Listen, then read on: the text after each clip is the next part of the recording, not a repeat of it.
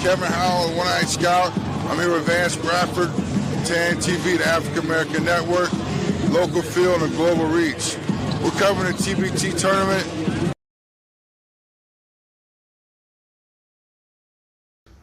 We're blessed again. My man Eric Davis is stopping by. This is Kevin Howell, the One-Eyed Scout, TBT, with African American Network, with a local feel and a global reach. Eric, we've been talking a little bit, but why don't you share with the folks like a little about high school and what got you, and then your college choice? And Yep. So a little bit about me. I'm actually from Saginaw, Michigan. It's about 2.5 hours away from Detroit. Small city, like I said, called Saginaw. Kind of got into sports early on, elementary. But actually, I was a football player growing up. So we don't actually do tackle football up until 7th or 8th grade. So I was flag football. I thought I was Randy Moss. Thought I was really good. Got up into that 7th grade and put them pads on. Got hit one good time. I was like, yeah, this not for me. So got into basketball. All my friends were playing it. But at the time, my uncle was a successful middle school, high school coach. Really good resume, coaching career. So got to play for him 7th and 8th grade. Just honestly just fell in love with the game. I always tell people I didn't start off as really, really good. I was actually probably the worst player on the team. I was just super taller than everybody. We just kind of put the work in nonstop. Got to high school. I went to a powerhouse high school out in Saginaw called Saginaw Arthur Hill. Got to play under high school coach Greg McMath. Had a few players before me like Maurice Jones with the USC, Dar Tucker, played in the G League, went to DePaul. Jordan Hare went to Rhode Island. So had a couple guys come out of Saginaw, missing a couple guys, but shout out to them. But yeah, went there, got put a lot of work in, got pretty good. My freshman year, that's when I started to put it together. After my end of my freshman year, I was like, okay, I probably got a chance to go to, Division I, right? So just kind of kept my head down, grinding. I played with an AAU team called the Detroit Family. Played on the EYBL circuit.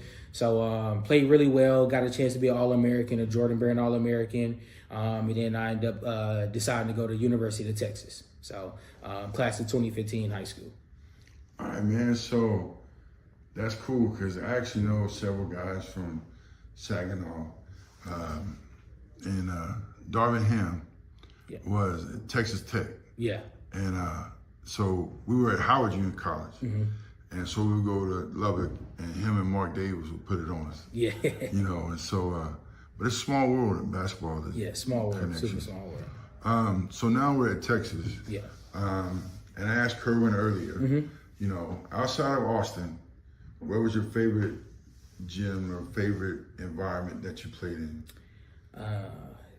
Tough question. Now, this is off script. Yeah, no, all good.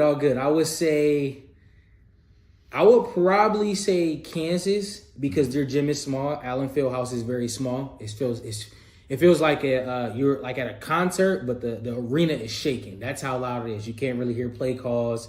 You just got to go out there and hoop. I would say Kansas. I enjoyed playing there, and I enjoyed playing at the Barclays in New York. So got a chance to play in the Barclays. That NBA feel. I like how the Barclays do it. They dim their lights, so the court is only bright, but the crowd is dark. So it gives you like a real NBA feel. Some other, Barclays. Yep, I would say Barclays is probably my second favorite. Yeah. All right, man. So after Texas, what was your next step? Yep. So after Texas, I left my junior year in 2018. I signed with an agent by the name of Justin Haynes. I pursued my dream to, play professionally. I got a chance to play professional out in Serbia for a team called Partizan. Left them half the year and then went over to Germany in Pro B. Played with a team called Rocha Farm Home. So I kind of bounced around in Europe, played everywhere, like a little bit of Macedonia, Kosovo, all over Europe. So just kind of played professionally, and then at some point just kind of really wasn't feeling it a little bit, just kind of wanted to get into something else. I love basketball, but kind of fell out of love with it, if we're being completely honest. But so I ended up stopping, I want to say 2022. Yeah. What's funny is Anwar and I were talking because there was a time in life where I didn't look at a basketball. I didn't touch a basketball. Yeah. And for me, it was because the only way I was getting out of my neighborhood was a college scholarship. Yeah. And so I didn't go play for fun. It was, I got to outwork somebody. Yeah. And, but no, doing what I've done with other players, helping them get into school, it kind of reignited that love and everything. And so how does that translate into what you're doing now? It translates a lot. So actually right now I'm a technical recruiter. So I recruit for software engineers at Meta. So I always kind of explain it to people.